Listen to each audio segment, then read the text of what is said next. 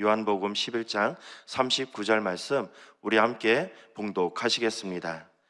예수께서 이르시되 돌을 옮겨 놓으라 하시니 그 죽은 자의 누이 마르다가 이르되 주여 죽은 지가 나흘이 되었음에 벌써 냄새가 나나이다.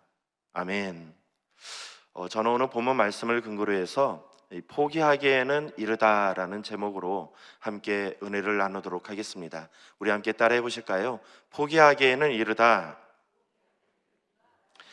미국 캘리포니아에 이 금강 개발이 한창 진행되던 시절이었습니다. 그때 전 재산을 팔아가지고 이 광산을 하나 구매했던 사람이 있었습니다. 이 광산을 구매하고 나서 인부들을 사서 이 금을 캐기 위해서 열심히 일을 하게 되었는데요, 아무리 파도 이 원하는 금이 나오지 않았습니다. 결국 전 재산을 다 잃을 지경에 놓여지게 되었을 때 이 사람은 결국 포기를 하고 이 광산을 팔아버리게 되었습니다. 이 광산을 샀던 사람은 이 새로운 인부들을 다시 모으게 되었고요, 그리고 이전에 그 사업가가 이 광산을 팠던 곳을 기점으로 해가지고 더 깊이 파들어가게 되었다고 합니다. 자, 그런데 이렇게 파기 시작을 했는데 이 15cm만 들어갔을 때 거기에서 금맥이 발견하게 되었고요, 그 사람은 아주 큰 부자로 세워지게 되었다고 합니다. 자, 우리가 인생을 살아가면서 너무 일찍 포기할 때가 있습니다. 자, 왜냐하면은 포기하지 않고 인내한다라는 것, 그것은 결코 쉬운 일이 아니기 때문입니다. 그래서 우리 마음 가운데는 실패할 만한 기미가 보일 때마다 우리 마음 가운데서는 굉장히 흔들리는 마음이 있다라는 것입니다. 포기해버리고 싶다, 이것으로 그냥 놔버리고 싶다, 이런 생각을 할 때가 많이 있다라는 것입니다. 자, 사단마귀는 우리 마음 가운데 좌절하고 포기하기를 원하고 그렇게 마음을 움직이게 된다라는 것입니다. 이 모든 것을 다 포기하고 이제는 자유하라, 이렇게 속삭이고 있다라는 것입니다. 자, 그런데 하나님께서는 어떻게 말씀하시느냐? 하나님께서는 인내하라고 말씀하고 있습니다.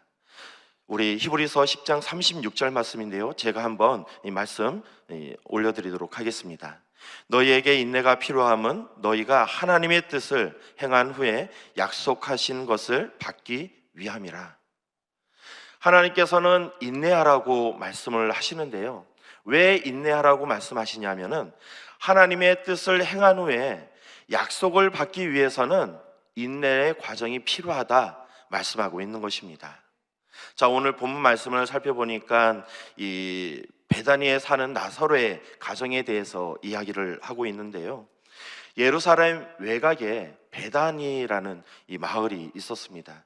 이 베다니에는 이 마리아와 그의 누이 마르다와 또 그의 오빠 나사로가 함께 살고 있었습니다. 자, 여기에서 등장하는 마리아는 옥합을 깨트려서 이 자신의 머리카락으로 예수님의 발을 씻겨드렸던, 그래서 예수님의 장례를 준비했던 그 마리아를 이야기하는데요, 그리고 이 베다니라는 곳은 성경 지명이 이름이 이제 베단인데요, 그 뜻을 살펴보면은 가난한 자의 집이라는 뜻을 가지고 있습니다. 즉 이 마리아와 마르다는 그리고 나사로는 이 예루살렘 외곽에 가난한 이 할렘가에서 살고 있었던 것입니다. 자, 마리아의 형제들은 비록 넉넉치 않은 그러한 삶을 살아갔지만 그럼에도 불구하고 우리 예수님께 특별한 사랑을 받으며 살았던 사람들이었습니다. 예수님께서 명절날 이 예루살렘에 올 때마다 예수님께서는 잊지 아니하시고 이 베다니 마을에 들리시게 되었고요, 그리고 이 나사로의 집에 가서 유숙하시면서 그들과 이 친분을 쌓게 되었습니다. 자, 그런데 어느 날 이 나사로가 병에 걸리게 되었습니다. 얼마나 위중한 병이었던지 이 마리아와 마르다는 즉시 사람을 불러다가 예수님께 보내요. 예수님께서 바로 오셔가지고 나사로를 치료해 달라고 요청을 하게 되는데요, 요한복음 11장 3절 말씀입니다. 제가 말씀 올려드리겠습니다. 이에 그 누이들이 예수께 사람을 보내어 이르되 주여 보시옵소서 살아가시는 자가 병들었나이다 하니. 자, 지금 마리아와 마르다는 형편이 넉넉하지 않았습니다. 지금 오빠는 사경을 헤매고 있습니다. 그럼에도 불구하고 이 마리아와 마르다는 아무것도 할 수가 없었다라는 것입니다. 그래서 이 마리아와 마르다는 예수님을 불러다가 예수님께 이 나사로를 맡기려고 하는데요. 그런데 어찌된 일인지 이 예수님께서는 그곳에 오지 않으셨다라는 것입니다. 이틀이나 더 유숙하시면서 예수님께서는 그곳에서 이 지체를 하시는 것을 볼 수가 있습니다. 자, 여러분, 우리 가족이 아프다고 하면 얼마나 마음이 어려울까요? 때로는 이런 아픈 우리 가족 모습을 바라보면서 내가 대신 아팠으면 그런 마음이 들 때가 많이 있습니다. 너무나도 괴로워하는데 그 옆에서 그것을 지켜보지만 아무것도 해줄 수 없는 그러한 상황에 처할 때가 있다라는 것입니다. 그럴 때 우리는 무엇을 할까요? 하나님께 기도를 합니다. 자, 그런데 우리가 기도할 때 아무런 응답이 없을 때 우리 마음 가운데 어떤 마음이 들까요? 지금 마리아와 마르다는 이와 같이 어려운 마음을 가지고 있다라는 것입니다. 자, 우리 예수님 좀 일찍 가서 치유해 주시면 감사하겠습니다. 그런데 그 이야기를 들었는데도 불구하고 거기 계시던 곳에서 이틀이나 더 유하면서 시간을 지체하게 됩니다. 그 사이에 나사로는 결국 이 죽음을 맞이하게 되는데요. 자, 여러분, 우리가 때로는 기도할 때 이와 같이 응답이 없는 기도가 있을 때가 있다라는 것입니다. 이때만큼만 우리 하나님께서 도와주신다면은 이 문제가 잘 해결될 수 있을 텐데, 이런 생각이 들 때가 있습니다. 자, 그런데 중요한 거는 우리의 그 시간에서 어떤 시간을 가지고 있느냐, 어떤 것을 바라보느냐가 중요한 것이 아니다라는 것입니다. 우리 하나님께서 정하신 때 하나님께서 원하시는 것이 훨씬 더 중요하다라는 것입니다. 자, 그동안 예수님께서 얼마나 중요한 일이 있었는지는 우리는 알 수가 없습니다. 성경에 나와 있지 않기 때문입니다. 하지만 그럼에도 불구하고 예수님께서는 지체를 하게 되었고요. 결국 이 나사로는 죽음을 맞이하게 되었습니다. 자, 우리는 하나님을 잘 섬기면서 살아갈 때 이런 마음을 가지게 됩니다. 우리 하나님 잘 섬겼으니까 우리 인생이 탄탄대로 더 이상 문제도 없이 형통한 삶을 살아가겠다, 이런 생각을 가질 때가 있습니다. 그래서 어려움이란, 고난이란 하나님을 잘 섬기지 못하고 하나님을 떠나서 살아갈 때 이러한 고난이 온다라고 생각할 때가 있다라는 것입니다. 자, 그런데 우리가 기억해야 될 것은 하나님을 잘 섬기면서 살아가더라도 이러한 고난은 언제든지 우리 삶 가운데 올 수 있다라는 것입니다. 자, 어느 날 욥이란 사람이 고난을 맞게 되었는데요. 그는 하루아침에 모든 재산을 다 잃어버리게 되었습니다. 그리고 사랑하는 아들들을 다 잃어버리게 되었고요. 또 부리던 종들은 다 흩어져 버리게 되었습니다. 그것을 바라보는 사람들은 어떤 마음을 가지게 되었을까요? 욥, 얼마나 많은 큰 죄를 지었길래 하나님께서 이와 같이 심판을 내리실까, 이런 생각 들지 않았을까요? 그런데 성경 말씀을 잘 살펴보면은 오히려 하나님을 더 잘 섬겼기 때문에 이와 같은 어려움이 그 삶 가운데 임했다라고 말씀하고 있는 것입니다. 욥기서 4장 7절로 8절 말씀입니다. 생각해보라, 죄 없이 망하는 자가 누구인가? 정직한 자의 끊어짐이 어디에 있는가? 내가 보건대 악을 밭갈고 독을 뿌리는 자는 그대로 거두리라. 주위에 있는 친구들조차도 욥을 이야기하지 않습니다. 오히려 손가락질하면서 도대체 어떤 죄를 지었길래 하나님께 이런 심판을 받느냐, 이 이야기를 듣고 있는 것입니다. 사랑하는 성도 여러분, 우리가 지체를 바라보며 나아갔을 때 때로는 우리 옆에 있는 성도님들이 공경에 처할 때가 있는데요, 그때 우리는 색안경을 껴서 그 성도를 바라보면 안 된다라는 것입니다. 도대체 어떤 죄를 지었길래, 얼마나 하나님께 죄를 지었길래 이와 같은 큰 고난을 받는가, 이것을 바라보는 것이 아니라 그 성도를 위해서 기도해 줘야 되는 것이 우리가 해야 하는 일인 줄 믿습니다. 자, 이와 같이 우리가 이 고정관념을 깨고 상황을 바라볼 줄 알아야 된다는 것입니다. 자, 매일같이 하나님의 뜻을 발견하는 저와 여러분 되시기를 축복드리겠습니다. 자, 그렇다면은 나사로는 도대체 왜 병에 걸렸던 것일까요? 예수님은 나사로가 병에 얻었다는 소식을 들었는데도 불구하고 이틀이나 더 유하면서 이 제자들에게 이렇게 이야기하고 있습니다. 요한복음 11장 4절 말씀입니다. 예수께서 들으시고 이르시되 이 병은 죽을 병이 아니라 하나님의 영광을 위하며 하나님의 아들이 이로 말미암아 영광을 받게 하려 함이다 하시니라. 지금 예수님께서는 이 나사로가 아프다는 이야기를 들었는데도 불구하고 그곳에 가지 않으셨습니다. 자, 그런데 그 이유가 무엇이냐면은 이 나사로가 죽을 병에 걸린 것이 아니라 이 나사로를 통해서 하나님께서 영광 받으시겠다라고 말씀을 하고 있는 것입니다. 자, 예수님께서는 나사로가 어떤 병에 걸렸는지, 지금 얼마나 위급한 상황인지 모든 것을 다 알고 있었습니다. 그리고 이 병이 죽음에 이르는 병이 아니라 하나님께 영광 올려드리는 병이라는 것을 알고 있었습니다. 더 나아가 이 병을 통해서 하나님의 이 뜻이 이루어질 것이다 라는 것을 잘 알고 있었다라는 것입니다. 자, 제자들과 함께 이틀을 더 유하신 후에 예수님께서는 제자들을 이끌고 베다니로 돌아가게 되는데요. 자, 그러나 예수님께서는 이 제자들과 함께 이 베다니에 도착했을 때 이미 이 나사로는 죽어서 장사를 지내고 있었습니다. 온 마을 사람들은 이 젊은 나사로의 죽음을 애도하고 있었습니다. 여러분, 이 사랑하는 오빠가 이 죽음을 맞이했을 때 마리아와 마르다는 얼마나 마음이 찢어질 듯 아팠을까요?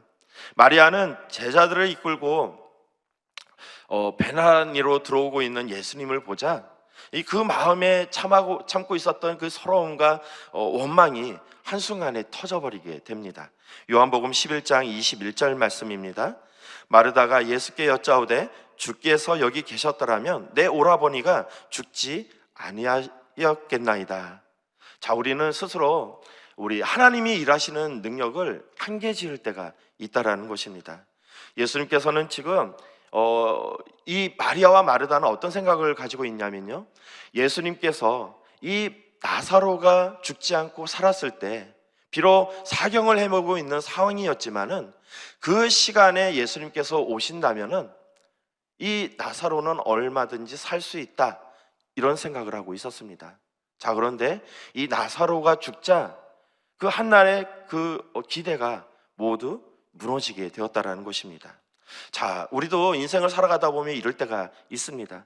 하나님께 이 딜을 하고 있는 모습을 볼 수가 있습니다. 하나님, 여기까지입니다.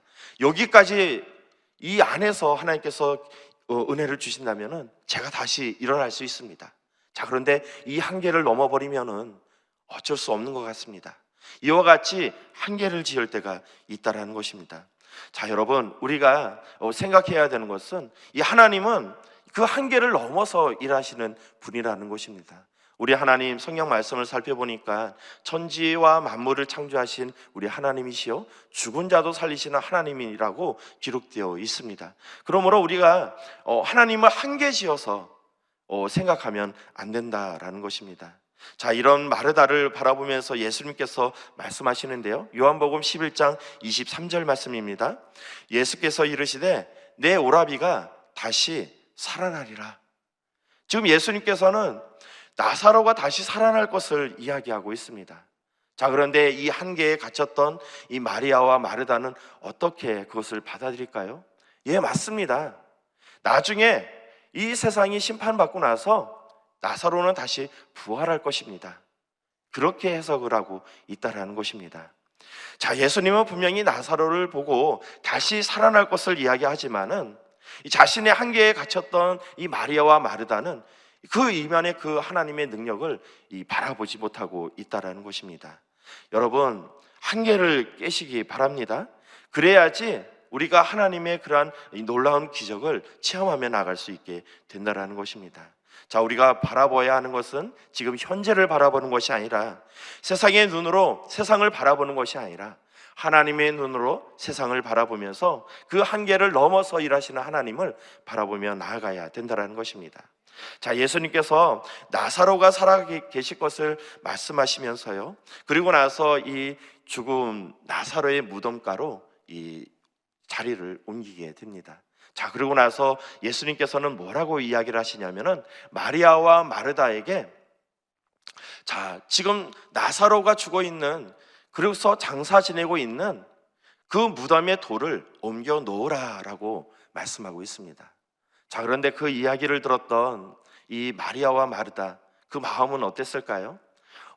죽은 지 벌써 사흘이나 됐는데, 그래서 냄새가 나는데 도대체 왜 이 돌을 옮겨 놓으라고 말씀을 주시는 것이지? 여러분, 이 여인의 몸으로 이 무덤을 막고 있는 돌을 옮긴다라는 것 얼마나 어려울까요? 그것은 쉽지 않은 일입니다. 그럼에도 불구하고 예수님께서는 마리아와 마르다에게 저 돌을 옮겨 놓으라라고 말씀을 하고 있습니다. 자, 그런데 한계에 갇혔던 마리아와 마르다, 그냥 마음 가운데 도대체 왜 이 말만 계속 곱씹고 있다라는 것입니다. 여러분, 예수님께서는 왜 마리아와 마르다에게 이 돌을 옮겨 놓으라라고 말씀을 주시는 것일까요? 여러분, 나사로가 죽었던 것은 하나님께 영광을 올려드리기 위함이었습니다. 자, 그런데 이 돌이 막혀 있는 상황에서 예수님께서 나사로를 살린다고 한다면 거기에 모여 있던 사람들이 이 나사로가 다시 살아나는 그 광경을 볼 수 있을까요? 그렇지 않다라는 것입니다. 마리아와 마르다가 그 돌을 옮겨 놓았을 때 그곳에 있었던 많은 이 하객들이 죽은 나사로가 살아나는 모습을 바라보게 된다라는 것입니다. 여러분, 하나님이 하실 일이 있고 우리 사람이 해야 하는 일이 분명히 있다라는 것입니다. 뭐든지 하나님께서는 할 수 있지만 그것을 우리와 더불어서 하시겠다고 하나님께서 말씀을 하고 있는 것입니다. 하나님께서 때로는 우리에게 요구하시는 것이 돌을 옮겨 놓는 것처럼 때로는 이 벅찬 일일 수도 있습니다. 하지만 그 돌을 옮겨 놓았을 때, 그 수고하고 이 무거운 돌을 옮겨 놓았을 때 하나님의 기적을 체험하게 된다라는 것입니다. 여러분, 이것을 바라보면서 이 하나님께 나아가시기를 바랍니다. 예수님께서는 죽은 나사로에게 나사로야 나오라 라고 선포하고 계십니다. 자, 이 말씀을 들었던 나사로 곧 묶인 채 이 동굴 밖으로 나오게 되는데요, 마리아와 마리다에게 이 묶여 있는 이 붕대를 풀으라라고 말씀하고 있습니다. 사흘 만에 다시 살아났던 나사로, 하나님의 큰 기적을 체험하게 되었습니다. 자, 우리는 때로는 하나님을 전심으로 따르고 인정하지 않을 때가 있습니다. 요한복음 11장 37절 말씀인데요, 그 중에 어떤 이는 말하되 맹인의 눈을 뜨게 한 이 사람이 그 사람은 죽지 않게 할 수 없었더냐라고 이야기를 하고 있습니다. 자, 죽은 나사로를 보면서 사람들은 뭐라고 이야기를 하냐면은 이 맹인의 눈을 뜨게 했던 이 예수님이 도대체 이 죽은 나사로는 살릴 수 없겠느냐, 치유받을 수 없겠느냐, 이렇게 이야기할 때가 있다라는 것입니다. 이때로는 사람들은 그런 이야기를 할 때가 있어요. 왜 하나님께서는 모든 기적을 다 행해 줄 수 있는데도 불구하고 여러분 삶 가운데 이와 같은 어려움이 계속 찾아옵니까? 이와 같이 질문할 때가 있다라는 것입니다. 자, 그런데 이 죽은 나사로가 다시 살아나는 모습을 보았던 이 사람들은 어떤 마음을 가지게 되었을까요? 아, 진짜 예수님께서는 죽은 자도 살리시는 하나님이시구나, 이것을 체험하게 된다는 것입니다. 많은 사람들에게 이 죽은 나사로를 통해서 많은 사람들이 예수님이 어떤 분인지 알게 되었고요, 이제는 예수님을 따르는 삶을 살아가게 되는 것입니다.